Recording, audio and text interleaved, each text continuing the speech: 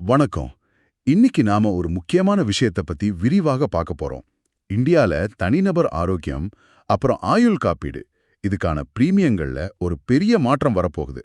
இது உங்களையும் உங்க பணத்தையும் நேரடியா பாதிக்கலாம். நமக்கு கிடைச்சிருக்கிற தகவல்கள் படி ஜிஎஸ்டி கவுன்சில் சில முடிவுகள் எடுத்திருக்காங்க. அதோட இது சம்பந்தமா வர்ற சில பொதுவான கேள்விகளையும் அலசப் போறோம். நோக்கம் என்னன்னா, இந்த மாற்றங்கள் உங்களுக்கு என்ன அர்த்தம் கொடுக்குது, உங்க சேமிப்புல இது எப்படி உதவ போகுதுன்னு தெளிவா புரிஞ்சுக்கிறது தான். ஆரம்பிக்கலாமா? நிச்சயமா. இது உண்மையிலே ஒரு பெரிய அறிவிப்பு தாங்க.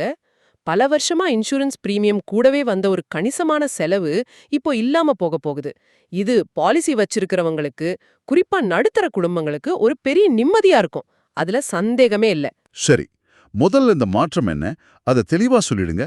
ரொம்ப முக்கியமா இது எப்ப நடைமுறைக்கு வருது? ஓகே.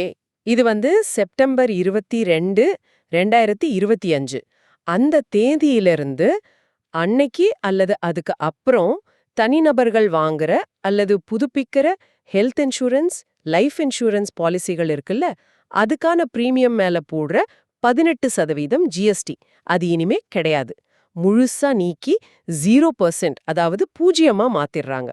இங்க நீங்க ரொம்ப கவனிக்க வேண்டிய விஷயம், இது தனிநபர் பாலிசிகளுக்கு மட்டும்தான். ஓ, இது ரொம்ப முக்கியம். தனிநபர் பாலிசிக்கு மட்டும்தானா? அப்போ ஏற்கனவே பாலிசி வச்சிருக்கிறவங்க என்ன பண்ணணும்? இது புதுசா எடுக்கிறவங்களுக்கு மட்டுமா, இல்ல பாலிசியை ரினியூ பண்ணும்போது இது பொருந்துமா? அந்த டியூ டேட், அதாவது பணம் கட்ட வேண்டிய தேதி எப்ப இருக்கணும்? ஹா, இது நிறைய பேருக்கு சந்தேகம் வரும். இந்த ஜிஎஸ்டி விலக்கு செப்டம்பர் 22, 2025 அன்னைக்கோ அல்லது அதுக்கப்புறமும் பிரீமியம் கட்ட வேண்டிய எல்லா புது பாலிசிக்கும் பொருந்தும். அதே மாதிரி ஏற்கனவே இருக்கிற பாலிசிய புதுப்பிக்கும் போதும் இது பொருந்தும். முக்கியமானது என்னன்னா, உங்க பிரீமியம் கட்ட வேண்டிய தேதி, அதாவது டியூ டேட் செப்டம்பர் 22, 2025 அன்னைக்கோ அதுக்கப்புறமோ இருக்கணும். அப்போதான் நீங்க ஜிஎஸ்டி இல்லாத பிரீமியத்தை கட்டுவீங்க. ம் அப்போ சில நடைமுறை சிக்கல் வருமே. இப்போ ஒருத்தரோட பாலிசி ரினியூவர் டேட் செப்டம்பர் 20ன்னு வச்சுக்கோங்க. அவர் அன்னைக்கு பணம் கட்டினா ஜிஎஸ்டி உண்டு. ஆனா கிரேஸ் பீரியட் இருக்குமே கொஞ்ச நாள். அந்த கிரேஸ் பீரியட்ல, அதாவது செப்டம்பர் 22க்கு அப்புறம் அவர் பணம் கட்டினா ஜிஎஸ்டி விலக்கு கிடைக்குமா? இல்ல செப்டம்பர் 22க்கு ரொம்ப முன்னாடியே பிரீமியம் கட்டினவங்களுக்கு என்ன ஆகும்? இல்ல, அப்படி கிடைக்காது. நீங்க செப்டம்பர் 22, 2025க்கு முன்னாடியே உங்க பிரீமியத்தை ஜிஎஸ்டியோட கட்டிட்டீங்கன்னா, அந்த ஜிஎஸ்டி பணம் திரும்ப கிடைக்காது. பலன் அந்த தேதிக்கு அப்புறம் கட்ட வேண்டிய பிரீமியம்களுக்கு மட்டும்தான். அதே மாதிரி உங்க பிரீமியம் கட்ட வேண்டிய கடைசி தேதி செப்டம்பர் 22க்கு முன்னாடி இருந்து அதுக்கான கிரேஸ் பீரியட் அந்த தேதிக்கு அப்புறமும் போனாலும் சரி, நீங்க எப்ப பணம் கட்டுறீங்கன்றது முக்கியம் இல்ல. உங்க பாலிசியோட டியூ டேட் எப்ப வருது அதுதான் முக்கியம். டியூ டேட் செப்டம்பர் 22 அல்லது அதுக்கப்புறம் இருந்தா மட்டும்தான் 0% ஜிஎஸ்டி. அதுக்கு முன்னாடி டியூ டேட் வர பாலிசிக்கு நீங்க கிரேஸ் பீரியட்ல எப்ப கட்டினாலும் 18% ஜிஎஸ்டி உண்டு. சரி. இப்ப எல்லாரும் தெரிஞ்சுக்க விரும்புற விஷயத்துக்கு வருவோம். இந்த 18% ஜிஎஸ்டி போறதால ஒருத்தருக்கு எவ்வளவு பணம் மிச்சமாகும்? ஒரு உதாரணம் சொல்லி விளக்க முடியுமா? இது பெரிய சேமிப்பு தானே? நிச்சயமா. இது ரொம்ப பெரிய சேமிப்பு தான். நேரடியா உங்க பிரீமியத்துல 18% குறையுது. உதாரணத்துக்கு, நீங்க வருஷா வருஷம் 1,17,000 ரூபாய் பிரீமியம் கட்டுற ஒரு ஹெல்த் இன்சூரன்ஸ் பாலிசி வச்சிருக்கீங்கன்னு வச்சுப்போம். இதுல 1,00,000 ரூபாய் அடிப்படை பிரீமியம், 18,000 18% ஜிஎஸ்டி. இப்போ செப்டம்பர் 22, 2025க்கு அப்புறம் இதே பாலிசியை நீங்க ரினியூ பண்ணும்போது நீங்க கட்ட வேண்டியது 1,00,000 ரூபாய் மட்டும்தான். அந்த 18,000 ஜிஎஸ்டி இனிமே இல்ல. இது வருஷத்துக்கு 18,000 ரூபாய் மிச்சம். இது கண்டிப்பா பல குடும்பங்களுக்கு இன்சூரன்ஸை இன்னும் சுலபமா ஆக்கும். இது நல்ல விஷயம். இந்த விலக்கு எந்தெந்த பாலிசிகள்லாம் பொருந்தும்? இப்போ மக்கள் பொதுவா வச்சிருக்கிற டேர்ம் இன்சூரன்ஸ், யூலிப் மாதிரி life insurance policy, health insurance policy, இதுக்கெல்லாம் வருமா? அப்புறம் family floater, senior citizen plan, top up policy இதெல்லாம்? ஆமா ஆமா. இந்த ஜிஎஸ்டி விலக்கு ரொம்ப பரவலானது. தனிநபர்கள் வாங்குற எல்லா வகையான health insurance policy, individual health policies, ஆயுள் காப்பீட்டு பாலிசிகள், இதுல டேர்ம் பிளான், யூலிப், என்டவுமெண்ட் பிளான் எல்லாமே அடங்கும். ஃபேமிலி ஃப்ளோட்டர் திட்டங்கள், அதாவது கணவன், மனைவி, குழந்தைகள் எல்லாருக்கும் சேர்த்து எடுக்கிறது, சீனியர் சிட்டிசன்களுக்கான ஸ்பெஷல் திட்டங்கள், அது மட்டும் இல்லாம உங்க பேசிக் ஹெல்த் பாலிசி கவரேஜை அதிகப்படுத்த உதவும் top up, super top up health பிளான்கள். இது எல்லாத்தோட பிரீமியத்துக்கும் இனி 0% ஜிஎஸ்டி தான், செப்டம்பர் 22, 2025க்கு அப்புறம். ஓஹோ, அப்ப பாலிசியோட சேர்த்து வாங்குற ரைடர்ஸ் பத்தி என்ன சொல்றீங்க? இப்போ கிரிட்டிக்கல் இல்னஸ் கவர், ஆக்சிடென்ட் கவர்னு தனியா பிரீமியம் இருக்குமே, அதுக்கும் ஜிஎஸ்டி கிடையாதா? ஆமா, அதுக்கும் கிடையாது. அந்த ரைடர்ஸும் தனிநபர் ஆயுள் அல்லது ஹெல்த் பாலிசியோட ஒரு பகுதியா வாங்குறதால அதுக்கான பிரீமியம்த்துக்கும் செப்டம்பர் 22, 2025ல இருந்து ஜிஎஸ்டி கிடையாது. இதுல இன்னொரு டெக்னிக்கல் விஷயம் என்னன்னா, இந்த பாலிசிகளுக்கு இன்சூரன்ஸ் கம்பெனிங்க அவங்களுக்குள்ள பண்ணிக்கிற ரீஇன்சூரன்ஸ் இருக்குல்ல, அதுக்கும் ஜிஎஸ்டி விலக்கு கொடுத்திருக்காங்க. இது உங்களுக்கு நேரடியா தெரியாது, ஆனா இன்சூரன்ஸ் துறை செலவை குறைக்க இது உதவும். இது தனிநபர் பாலிசிக்கு மட்டும்தான் அழுத்தமா சொன்னீங்க. அப்போ நிறைய கம்பெனிங்க அவங்க எம்ப்ளாயீஸ்க்கு குரூப் இன்சூரன்ஸ் பாலிசி கொடுக்கறாங்களே, அதோட நிலைமை என்ன? உதாரணமா ஒரு கம்பெனி கொடுக்கற குரூப் ஹெல்த் இன்சூரன்ஸ் பாலிசிக்கு இந்த ஜிஎஸ்டி விலக்கு கிடைக்குமா? இல்ல, கிடைக்காது. இப்போ வந்திருக்கிற ஜிஎஸ்டி கவுன்சில் அறிவிப்பு ரொம்ப தெளிவா தனிநபர் இண்டிவிஜுவல் ஹெல்த் மற்றும் லைஃப் இன்சூரன்ஸை மட்டும்தான் சொல்லுது. அதனால கம்பெனிங்க அவங்க ஊழியர்களுக்காக மொத்தமா எடுக்கிற குரூப் இன்சூரன்ஸ் திட்டங்களுக்கு இந்த 18% ஜிஎஸ்டி விலக்கு பொருந்தாது. அதுக்கு வழக்கம் போல ஜிஎஸ்டி இருக்கும். இது ஒரு முக்கியமான வித்தியாசம். நீங்க உங்க கம்பெனி பாலிசியை மட்டும் நம்பாம தனியா ஒரு பாலிசி வச்சிருந்தா அந்த தனிநபர் பாலிசிக்கு இந்த நன்மை கிடைக்கும். புரிஞ்சுது. இப்போ இன்சூரன்ஸ் கம்பெனிங்க இதை எப்படி செயல்படுத்துவாங்க? அவங்க பேசிக் பிரீமியத்தை குறைப்பாங்களா, இல்ல பில் போடும்போது ஜிஎஸ்டியை மட்டும் எடுத்துடுவாங்களா? பாலிசிதாரரா நீங்க இதை எப்படி தெரிஞ்சுக்கிறது? இல்ல, அடிப்படை பிரீமியம் அதாவது பேஸ் பிரீமியம் அது மாறாது. அது உங்க வயசு, உடல்நிலை, கவரேஜ் இதெல்லாம் பொறுத்தது. இன்சூரன்ஸ் கம்பெனிங்க என்ன பண்ணுவாங்கன்னா, செப்டம்பர் 22, 2025ல இருந்து பிரீமியம் கணக்கு போடும்போது அந்த 18% ஜிஎஸ்டி வரியை சேர்க்க மாட்டாங்க. அவ்வளவுதான். அதனால நீங்க கட்ட வேண்டிய மொத்த தொகை தானாவே குறைஞ்சிடும். இதை நாங்க எப்படி உறுதி செஞ்சுக்கிறது? ஏதாச்சும் குழப்பம் வர வாய்ப்பு இருக்கே. அதை தவிர்க்கத்தான் IRDAI, அதாவது நம்ம இன்சூரன்ஸ் ரெகுலேட்டர், எல்லா இன்சூரன்ஸ் கம்பெனிக்கும் ஒரு தெளிவான ஆர்டர் போட்டிருக்காங்க. அதன்படி செப்டம்பர் 22, 2025க்கு அப்புறம் கொடுக்குற எல்லா பிரீமியம் ரசீட்லையும் இன்வாய்ஸ்லையும் ஜிஎஸ்டி ஈக்குவல் டு 0% அல்லது ஜிஎஸ்டி ஈக்குவல் டு 0ன்னு தெளிவா குறிப்பிடணும். அதனால உங்க ரினியூவல் நோட்டீஸ் அல்லது ரசீதை பார்த்தாலே ஜிஎஸ்டி இல்லைங்கிறத நீங்க கன்ஃபார்ம் பண்ணிக்கலாம். வெளிப்படைத்தன்மை ரொம்ப முக்கியம் இங்க. சரி, சில பேர் பிரீமியத்தை மொத்தமா கட்டாம மாசம் அல்லது இஎம்ஐல கட்டுவாங்களே, இன்னும் சிலர் இசிஎஸ் இல்ல ஆட்டோ டெபிட் பேங்க்ல செட் பண்ணிருப்பாங்க. இவங்களுக்கு இந்த விலக்கு எப்படி பொருந்தும்? அந்த ஆட்டோ டெபிட் எப்படி மாறும்?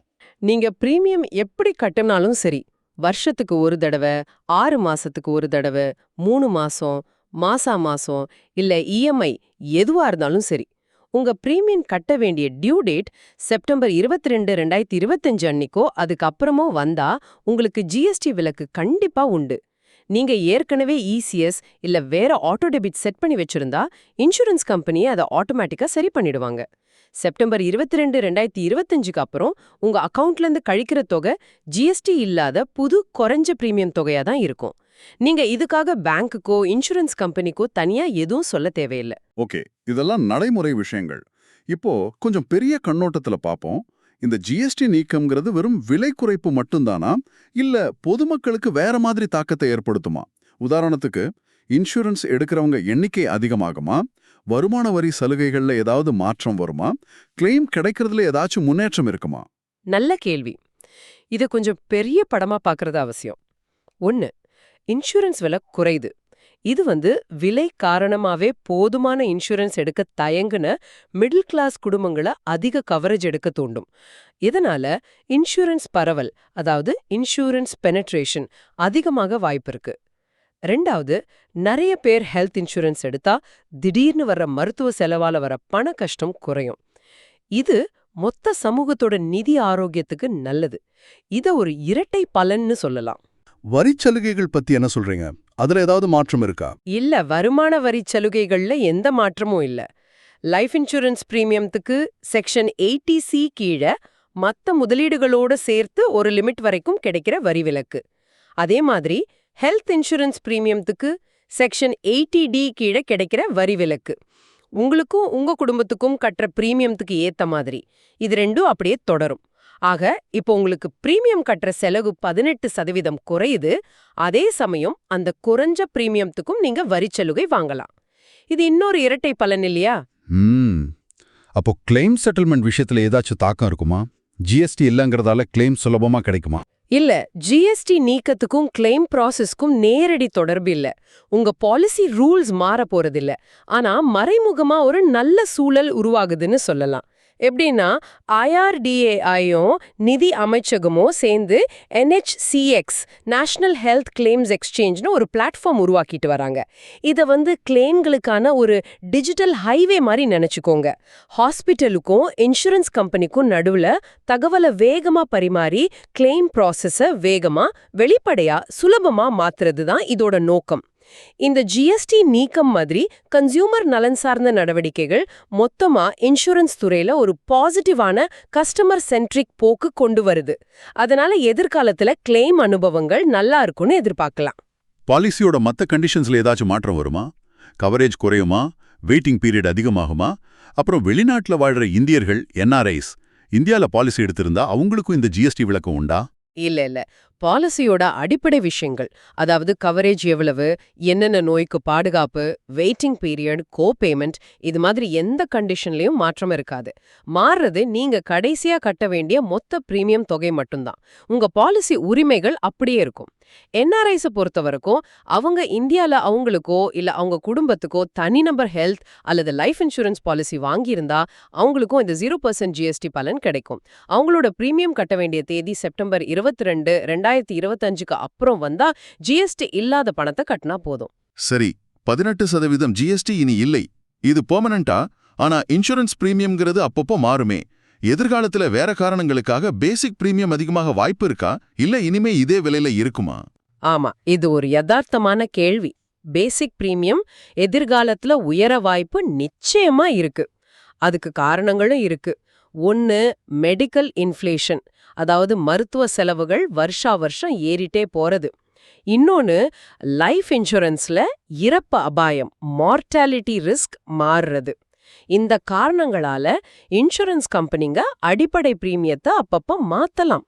ஆனா முக்கியமா நீங்க கவனிக்க வேண்டியது என்னன்னா, அந்த மாற்றங்கள் எப்படி இருந்தாலும் அந்த 18% ஜிஎஸ்டிங்கிற கூடுதல் சுமை நிரந்தரமா போயிடுச்சு. அது இனிமே உங்க பிரீமியத்துல சேராது. ஓகே, கடைசியா இந்த மாற்றத்தை மத்த ஃபைனான்ஷியல் ப்ராடக்ட்ஸ் கூட ஒப்பிட்டு பார்ப்போம்.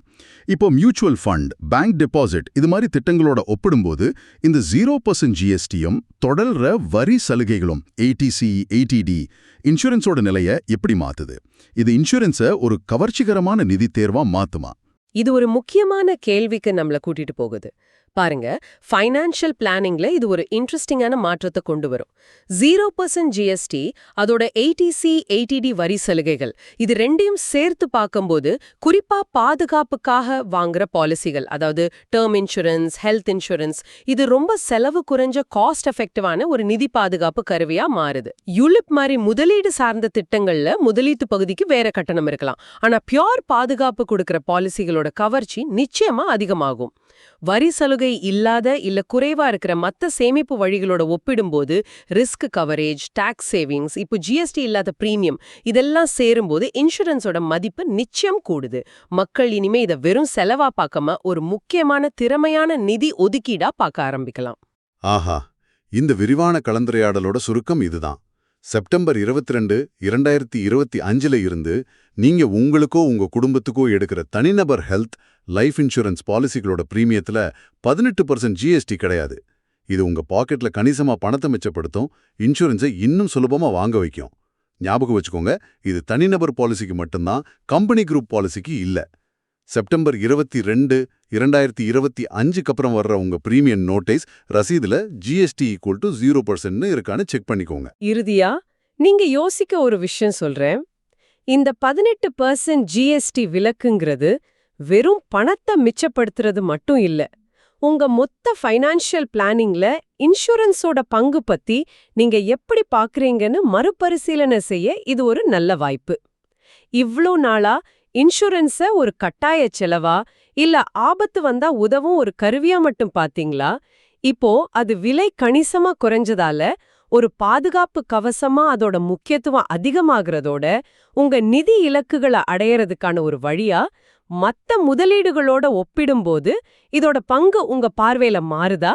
இத பத்தி நீங்க யோசிச்சு பாருங்க. இந்த விரிவான கலந்துரையாடல்ல எங்களோட இணைஞ்சதுக்கு நன்றி. இந்தியால இன்சூரன்ஸ் பிரீமியங்கள்ல வரப்போற இந்த பெரிய மாற்றம் பத்தியும் அதோட தாக்கங்கள் பத்தியும் உங்களுக்கு ஒரு தெளிவான புரிதல் கிடைச்சிருக்குன்னு நம்புறோம்.